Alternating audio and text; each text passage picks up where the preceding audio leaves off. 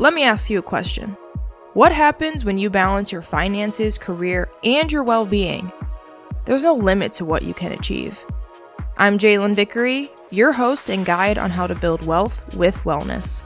Living in a world of information overload and misleading highlight reels, Finance Fitness Finesse is a podcast to help you realize you're not woke, you're broke, and how to change that in your favor.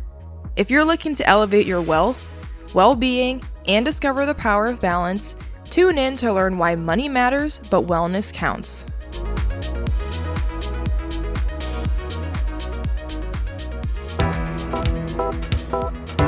Finances are a huge part of our lives, whether we want it or not, and turning your head to it or running away from it is not going to solve the problem. You have to confront it.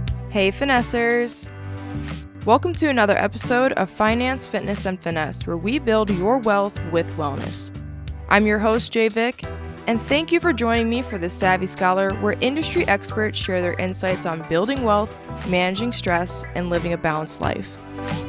Before we get started, help your lifelong learner community grow and leave a rate and review for the show on the homepage. Your feedback is highly favored. Today's guest has made it his life's purpose to help others help themselves to a better life. Through principles like always do your best and frameworks like the CASH and CUSS principles, Marc Changnon provides actionable insights on career success, personal growth, and entrepreneurial thinking. I'm thrilled to have him here to share his wisdom on leadership, mentorship, and how to unlock your potential purpose in both life, work, and overall financial health. Let's get into it. Marc, just so everybody knows, I met Marc at a conference. It was the Inclusive Innovators Conference on campus, and he was one of the keynote speakers. With my audience being young adults, especially people in college, you need to go to these conferences so you can meet people like Marc. And then when you do see a speaker that you're like, oh my gosh, I resonate so much with their message, I want to learn more and evolve, you need to get in contact with them. Because I was like, I need to make sure I speak to this man after he's done presenting to the audience. It was very impactful on me and just where I'm going with my entrepreneurial journey. So, Marc, thank you so much for joining the show. Thank you. Yeah, of course. The first question I like to start with is, what was your first money memory or a memory where your relationship with money changed? First money memory. My father, who was not a great saver at all, told me that I should set up a savings account because he had encouraged me when I was probably in 5th or 6th grade to take on a newspaper route. Today, the newspaper gets delivered by adults in their cars and whatever, or even now it's through the mail. But back in the day, when this old man was a little kid, I was out delivering newspapers and I was making some money. Not much, but to me, it was a boatload. I was delivering 90 papers a day. And he said, it's time for you to not just take the money you make and spend it all, but to take a part of that money and put it away for a future expense or a future enjoyment. And I'm like, what are you talking about, Dad? Well, he says, if you spend all your money now and it comes in and goes out, you have nothing to back up what you want to do down the road. So he says, I would encourage you to take 25% of everything you make and put it in a savings account. And I'm like, well, how do you do that? Let's go down to the bank. Let's set up a savings account. And we got a little book, and it was my savings account book. And when I would go to the bank to put money in, they would type in a little thing and stamp it, this much money in on this date, September 18th, $40. And then next week I'd put in some more, or the next month. And it was like, wait a minute, I'm up to $80 or I'm up to $120. And it was kind of cool. It was like, wow. Now I was spending money. I was going down and getting bubble gum and getting baseball cards, and I was doing all the things that kids do. But it was amazing. After a year, I had like over $500 saved up in my savings account. And if I wanted to do something with that money, I had it. So that was my first experience with making money and then being told that 25% of what you make needs to go into savings. And I put in more than 25%. And once I saw how it built, it was almost like a game. It was a game to me. It was like, oh my gosh, well, I've got $128 in there. If I put in this much more, I'll be up to 200. Okay, I'll put all that in. It was really weird. And it was kind of a sense of unique security for me that it was my money, not dad's, not mom's, but my money. And if I made a decision to pull some of it out to do something with, that was my decision, not theirs. And that's what they told me. That's your money. It's not ours. And it's your Hmm. job, not ours. So I was like, Wow. wow. So that was my first experience. Thank you so much for sharing that. And what a fruitful experience that I can tell has helped lead you just throughout your life to experience that at such a young age. I've read a bunch of different studies about how children who engage in not only work from a young age, Hmm. like actually receiving payment, but also having some of those experiences with caregivers of teaching them some basic money principles. And it also building that autonomy and confidence in very small doses from a young age around how to work with money is exceptional. I think the next, there was one more part to that too, Jay, because my dad, when I got to be in seventh grade, and I guess he thought I was whatever, mature enough to handle this. He says, now what we're going to do starting in, it was like January, or I don't remember, maybe when school started that seventh grade year, he says, you're going to sit down with me in September, October, November, and December for 4 months, and you're going to pay the bills of our home. I'm like, well, how do I do that? He goes, no, I'm making the money. It comes in, and then we have to write out checks back, don't pay online, write out checks to pay the bills like the mortgage and the car payment and the insurance. And he says, you're going to write the check out. I'm going to guide you, but you're going to write the check out and pay every bill that we have, just as if I was doing it, Mark. And I'm like, okay, Dad, you talk about impactful. I'm seeing this check come into debt. I mean, I had a paper out or whatever, but then I see this check. And I was like, wow, he's rich. Boy, Dad's making a lot of money. But then I had to write out a check for the mortgage, and we had to pay the bank for the mortgage. Oh, then we had a car payment. I had to write a check out for that. And you watch the amount of money that went in get smaller and smaller and smaller. And he goes, okay, now writing all those checks, that's all the power bill, the water bill. Okay, now here's what we have left to buy groceries. Oh my gosh. So for me, that you talk about impactful, 4 months of learning about money coming in and money going out at that level, not just me a paper, but now it's the big level. It gave me a huge understanding of my father, what he was doing, going to work every day, what it meant for him to do that, how grateful I was for him earning the money. My mom was a stay-at-home mom to earn the money to so that we could have what we had and to know where the money was going. You can't just say, "Oh, I'm going to go to school. I'm going to make money." No, this was real. This wasn't some fake thing. This was a real experience. So those 4 months of my life, that was also the second most impactful thing I ever had happen to me. So to this day, at age 71, I still have that, okay, first of the month, here comes the paycheck, and then here's where the money goes out. And my wife and I do it together. I teach her to do it too, because God forbid I keel over a heart attack tomorrow. She'd be like, what do I do? Each spouse needs to be equally involved with the finances, because if they're not, okay, some guys I know, they come home, give the paycheck to the wife, and she does everything. He goes, I don't know how much money we have. I don't know where it's going. Uh-uh. It needs to be a team. It's a team effort. I don't care if just one person's earning money. It's got to be a team and know what's going on, because you don't know if you're going to lose somebody or something's going to happen. You need to be on the same page. So that taught me some valuable, valuable lessons about money, the value of money, where it goes, why it's coming in, how hard you have to work for it.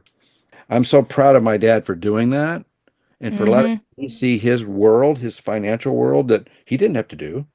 And then when my brothers that were 8 years and 10 years younger than I, when they hit seventh grade, they did the same thing. First 4 months of seventh grade, they were paying the bills. It was like a rite of passage, it kind of sounds like. Exactly. Exactly. Dad wasn't a financial professor, but he was a man who said, I want you to know what's going on and to understand that this is a real world that we live in. You guys can't see me that are listening to this, but I'm standing here wide-eyed. And I've had other conversations with Mark, but I didn't know the depth of that experience. That's the minority in the majority of how parents, caregivers introduce their children to real world affairs, especially at a young age. And Right. most people my age don't even know how to address an envelope, in their 20s. So the fact of knowing, income versus expense ratio of the household at 13, it kind of is mind blowing. Well, and also then not saying to my father, "Hey, we need a new car," or "Hey, that guy down the street, they're going on vacation. We need to go on vacation." It gave me that perspective of saying we can afford something or we can't afford something because I know the real numbers. I know what's happening. So I wasn't this kid saying, "You're not being nice. You didn't buy me now it's like, I want a cell phone. It's like, okay, well, you can have a cell phone, but here's what it's going to cost us to get the phone and what the monthly bill is going to be for the phone. And there's other ripples, not just the phone, but it's the ripples that go out from it financially that kids have to be aware of today. And so many kids just go, mom and dad, and mom and dad says, oh, here's 50 bucks, got out of my hair. And the kids don't know where it came from or and it's just like, oh, let's go out tonight party. And dad gave me his charge card. Let's party on dad. Hmm.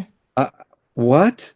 I don't, it just blows me away. So anyway, Not a party on dad. I'll shut up. I'll be quiet. No, no, Mark.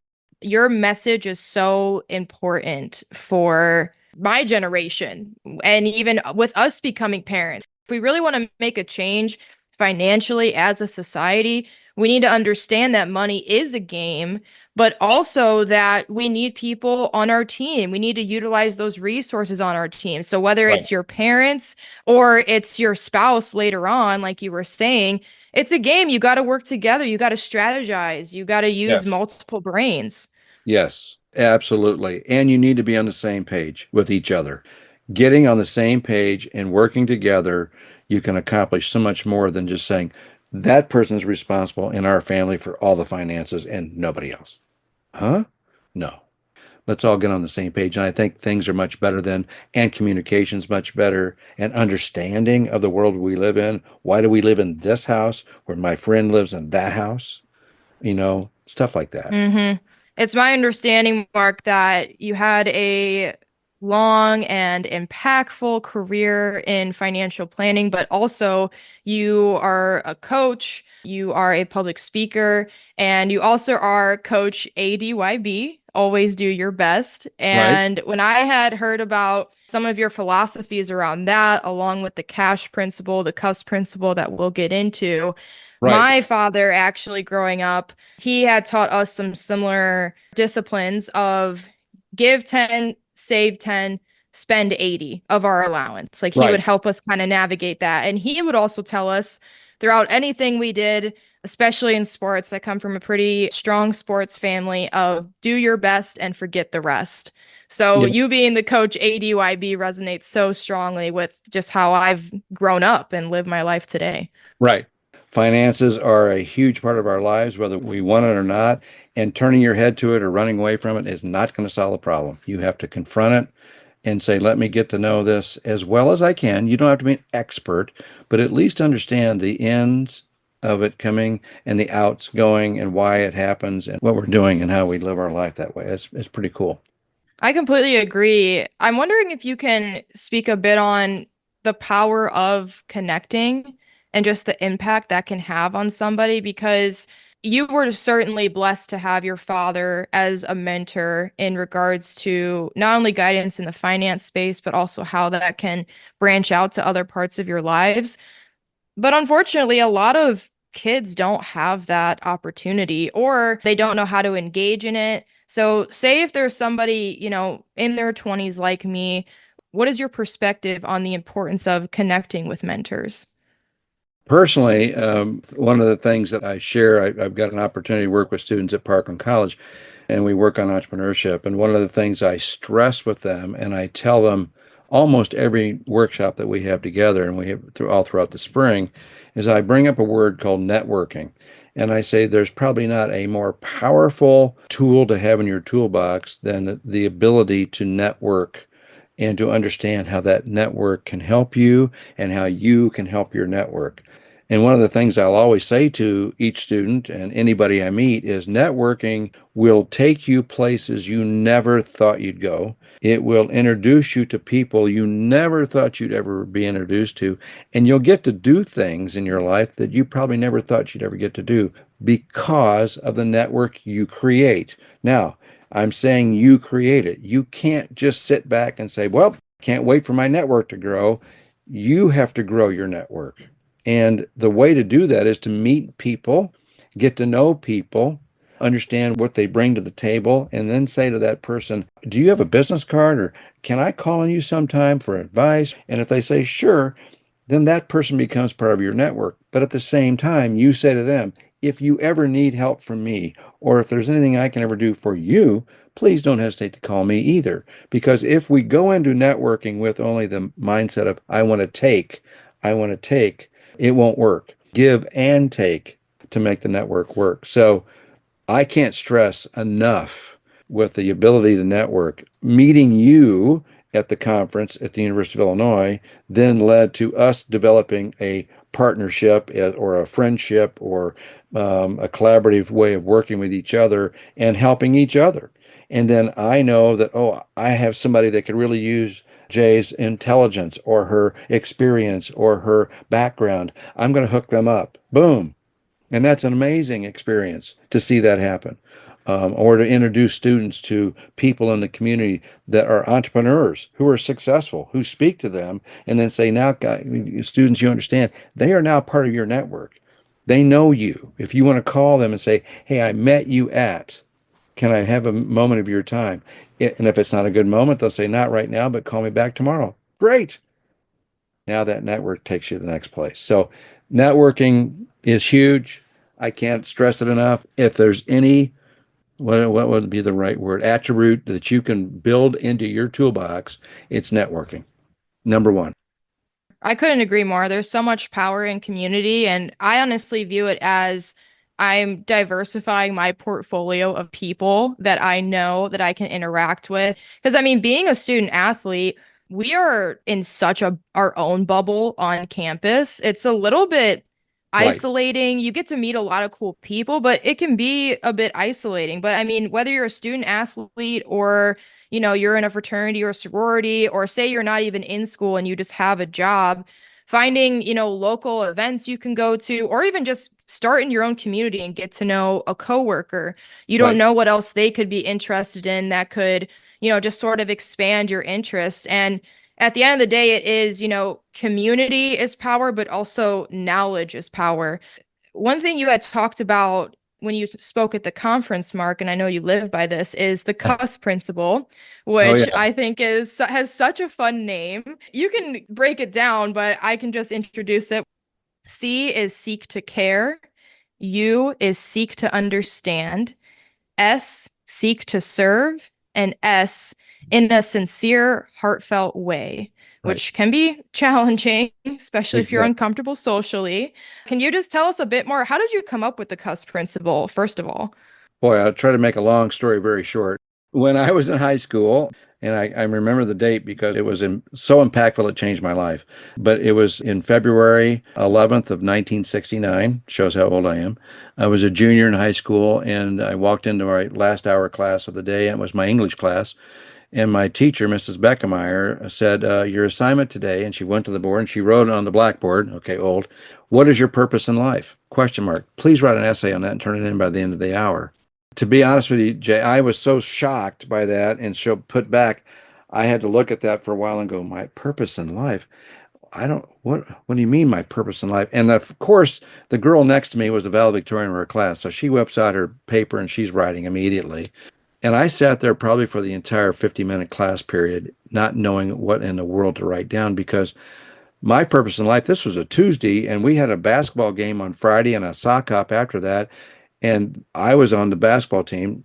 I was thinking about playing the basketball game, going to the sock hop afterwards, and there was a girl I was really interested in dancing with. My purpose in life was about 4 days, and she's talking about life, life. So because of my mom, and my dad's a hard worker, but my mom was the one that she was the one that instilled in me this. And I wrote down on a piece of paper one sentence. I said, I want to help people help themselves to a better life. That was my purpose. I wrote it down and I turned it in. And I thought, well, at least I did it. On Friday, I came into class and there was our teacher, and she goes, and this is a Friday afternoon, the game's that night, it's the last class of the day. And she goes, got your papers graded. I'm going to turn them back to you. And I'm like, oh my God, please don't make an example of me. Like, well, somebody in this class wrote one sentence.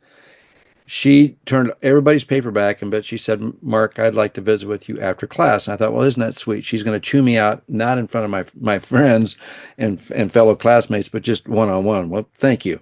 Well, everybody leaves, and I walk up to her, and she stands up, and she was about 4 foot nothing, and I'm 6 foot tall, and I'm looking down at her, and she's looking at me, and I go, I'm sorry, I didn't know what to write down, and I was making all these excuses, vomiting at the mouth.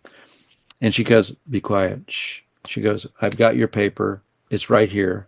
She goes, Mark, I did not know what I was going to get when I gave out this assignment. And I got a lot of fluff. I got a lot of words. But from you, she turned it over and she goes, A plus, excellent. She goes, you, of all these students, you truly have a purpose, a foundation to live your life by. And I want you to follow this foundation. I want you to follow this purpose and ask yourself this before you do anything in life. If you've been asked to do something, are you helping others help themselves to a better life? And if you are, do it. And if you aren't, don't. Good luck. I think you're going to be outstanding. I'm so excited that you have a purpose. You could have knocked me over with a feather. Okay? I walked out of that classroom and I'm going down the hallway. It's empty. Nobody's in the school. And I wanted to scream at the top of my lungs, I have a purpose. It was so, it changed my life. It changed my life. And over time, I've taken that purpose and I've rolled it into the CUSS principle, which is I want to seek to every day get up in the morning and remind myself this. It's like a mantra. Okay, Mark, don't forget to cuss today. And my mom hated this, but I said, Mom, that's the way it's got to be. I said, I want to seek to care about every individual I come in contact with today. Okay? I want to seek to care about them. How do you do that? Well, I want to seek to understand them to the best of my knowledge and ability. And how do I do that? I turn on two ears and shut this thing up.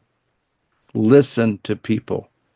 And you know what people do? They tell you what's hurting. They tell you what their problem is. They tell you how you can help. And once you hear it, okay, then I want to seek to serve them to the best of my ability and fulfill and help with the problem or situation that they're dealing with, and not do it because I'm getting paid or I get money.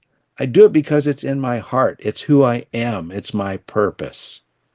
So that's why if I cuss every day, seek to care, seek to understand, seek to serve in a sincere, heartfelt way, I am totally fulfilled. I can put my head on the pillow at night and go, you know what? I'm a good person. I'm a good person. And people will say to me, Mark, I just love our friendship. You're so kind, or you're so this, or you're so. And anytime I'm around, I coached basketball for 35 years too, and I would ask my players, I say, well, guys, at the end of the year, I say, I hope this was a great experience. I said, did you learn anything? And they go, well, what we learned, coach, is that you care about us. And that was the greatest reward I could have ever gotten from coaching, is for my players to say, we knew you cared about us and you stood up for us and you helped us solve our problems and you did it because you cared. And if I live my life with that in my heart, it's been a good life. It's been a good life. So that's my CUSS principle. Thank you so much. So much for sharing that, Mark. And let me tell you guys listening that every time I interact with Mark, this man, he's cussing. Okay. He has that cuss principle spewing out of him because the intentionality that you deliver in your interactions, and I'm sure, you're human. You probably have days where you're like, my energy's lower, but Yes. you give what you can because you're living by that purpose. And I just love the liberation and the freedom. That assignment from when you were a teenager, it almost sounds like it produced a like a map. It was something to guide you down your trail of life. It wasn't Right. something like, I am going to become a financial professional and earn this much, get married, have kids, have the white picket fence, and then that's my happy life. Back when you were a teenager, all the way Right. up to teenagers today, it's like, what's your purpose? Like, I want to be this, but it doesn't need to be something so concrete. And Marc, you have helped me so much in developing my purpose. I'm still playing around with it, but I have really developed my guide, my trail guide as to my purpose of helping people build wealth with wellness. Yes. And it's something that, again, like you said with your purpose, it doesn't need to be something so abstract. It allows me to be very creative with how I go about establishing that purpose and working it every single day. Right. Right. Just think of this, Jay, if you just give it a thought for just a second. Can you imagine? And I worked in public schools too for a while in different schools, and you'd walk into a school and they'd have on some wall somewhere mission statement. And it was four, five, six, eight sentences, and all beautiful, fluffy words and all blah, blah, blah, blah, blah, blah. And I'm thinking, you know what? It doesn't have to be like that, because if you asked any teacher, any student, any parent, please tell me what the mission statement of your high school is, they couldn't tell you. There's no way in God's green earth they could tell you. But if every teacher, if every bus driver, if every cook, if every principal had the same purpose, and that was to cuss every day, to get up and say, I'm going to seek to care about every individual I meet today, be it staff member, be it a parent, be it a student, I'm going to seek to care. And that means I've got to understand them to the best of my ability and take the time to listen and to understand. And once you hear them and understand them, now you can serve them to the best of your ability and do it from a sincere heart. I can't imagine if every teacher in that school did that. Can you imagine how the students would like to go to school, would want to be at school, because they go, you know what? My teachers all care about me. They all care, and they want to be here to help me and to solve the problems I'm dealing with in math or English or social studies, whatever. Can you imagine what our school systems might be like, or our business worlds might be like, if that's the attitude and if that was the mantra that we all carried with us? I think, my opinion, and this is just me, I think our world would be a lot nicer place to live in than we find it today. Hmm. I agree. I agree. I mean, I feel Mm, like we're losing so much just genuine human interaction and connection. yeah, It doesn't, it's lessening. It's a lessening skill, but it's something that comes naturally to us. We could right, not have evolved and survived without community, communication, connection. But we live in a world now, Marc, that is so fast paced. Like I don't have time to no, look you in the eye and genuinely listen to what you're saying. I can half listen and look at my phone and scroll, or I'm half listening as I'm trying to get to the next place, you know? yep, yep. And that's what it is. It's, are we willing to take the time to take this little tool that we all carry with us, our little computers? Are we willing to say, I'm going to shut that off and put it on mute and say, you know what, Jay, you're the most important thing in my life right now. I'm listening to you. It is challenging. I mean, even for Oh, me, I'm like sitting down at dinner and I really try when I'm speaking with someone either to have my phone out of sight or have it face down. right, And this is why it's difficult. A lot of people may be feeling like I feel disconnected. I don't feel like I'm going down a path that's fulfilling. I'm not sure what purpose really is, and I don't have time to think about it. right, But there's something inside of you that feels disconnected. And so that's where you really sit down and you address, okay, how do I want to make an adjustment and evolve? And that's starting out with looking at what are your connections like? What are your interactions like?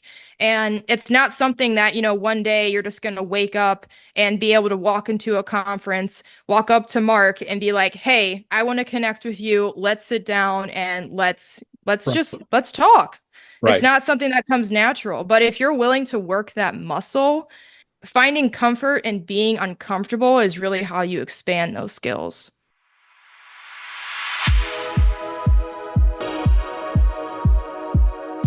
Thank you for joining us on this episode of Finance, Fitness, and Finesse. Be sure to tune in next week for part 2. A big thank you to Marc Changnon for sharing his journey and expertise with us. Remember, dimensional wealth is key to building a better future. And with community leaders like Marc, we're one step closer to a financially empowered society. If you enjoyed this episode, help me learn with you and be sure to subscribe, rate, and leave a review. Stay tuned for more episodes where we continue to build your dimensional wealth and wellness. I'm JaeVic, and please don't act woke and be broke. Until then, stay savvy, and if you don't know, now you know. Disclaimer, this podcast is for informational purposes only and does not constitute financial or mental health advice. Always seek professional guidance tailored to your personal needs.